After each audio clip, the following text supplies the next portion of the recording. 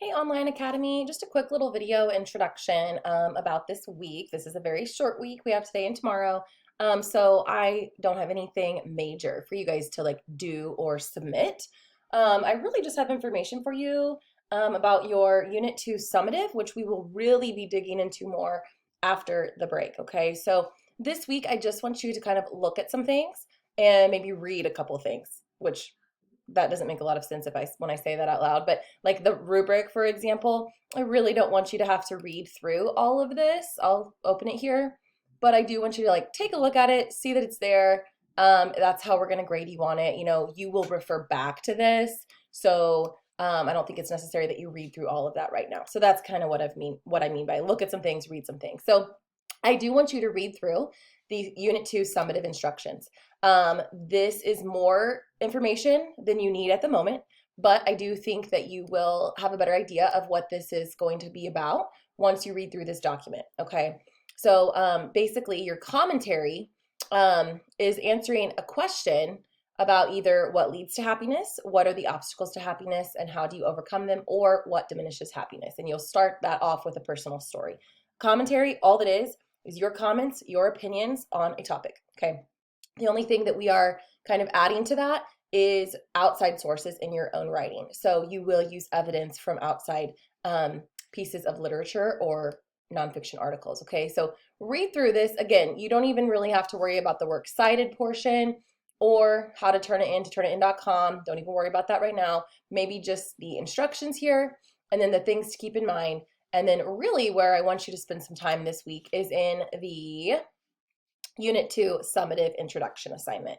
So I don't have any description here because when you pop out this document, it has it all for you. Basically, guys, your commentary is going to be your opinion on one of those three guiding questions that I just talked about, and they're down here also.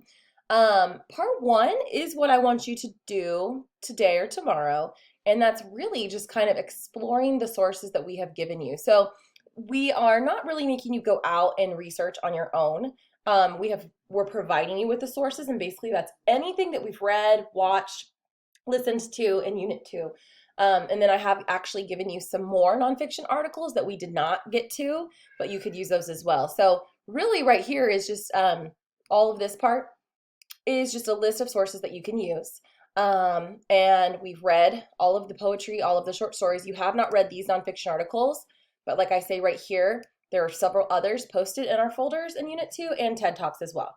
So what I want you to do before break is really just pick a new nonfiction article to read. And then I want you to really, I say pick one example of student work. Really, I would say read through all of these because these are examples of what your summative will be.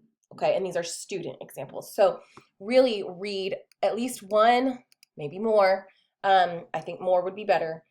Read that, and that's all I need you to do before break. Part two, I really have for after break. And this is where you're really deciding on the text that you want to use in your paper, and you're really picking out evidence from those texts, and you're kind of just putting it here, kind of like a mini outline, just organizing your thoughts and your information. It brings you down to your thesis here. I'm not going into great detail about this because the week after we return from break, that's when I will really be explaining that. But it is here if you want to kind of get started, okay? So really, this week, you know, I think we're all in need of a break. So today and tomorrow, again, just kind of pick a nonfiction article, read through one, more, or all of these student examples, and that's really all that I need you to do before break. That way, when we come back from break, we can just jump right back in and, you know, we know what's going on. Okay, so that's really it for this week. Also, if you catch up on anything that you were missing, please let me know.